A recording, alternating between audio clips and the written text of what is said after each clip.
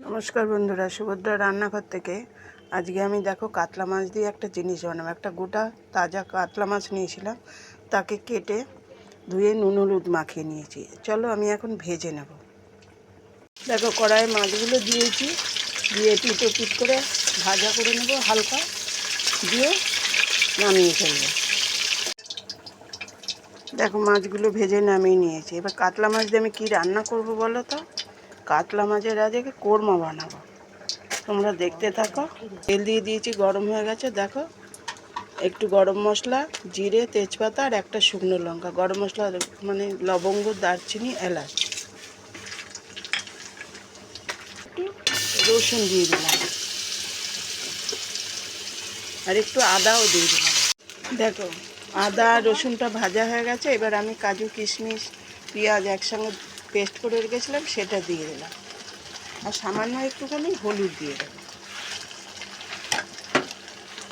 দিয়ে একটু কষে নেবে।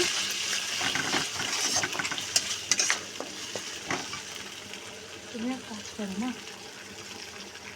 আর একটু দইও দিয়ে দিলাম।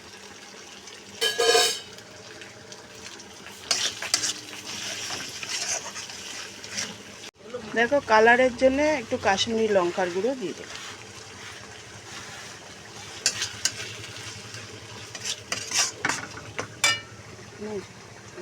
দেখো সামান্য একটু হলুদ দিলাম আর একটু কাঁচা লঙ্কা পেস্ট দিয়ে দিলাম। এবারে মশলাটা কষবো যতক্ষণ তেল না ছাড়বে। তেল ছাড়লে তখন আমি অল্প জল দেবো। দেখো মশলাটা হয়ে গেছে, আমি এবার একটু জল দিয়ে দিচ্ছি।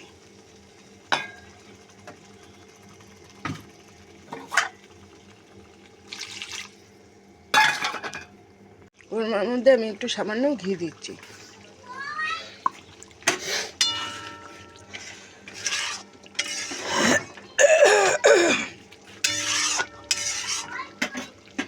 দেখো আমার রেডি হয়ে গেছে, আমি এবার নামাবো। কোরমা রেডি কাতলা মাছের। দেখো আমার কাতলা মাছের কোরমা রেডি, আমি এবার নামিয়ে ফেলেছি।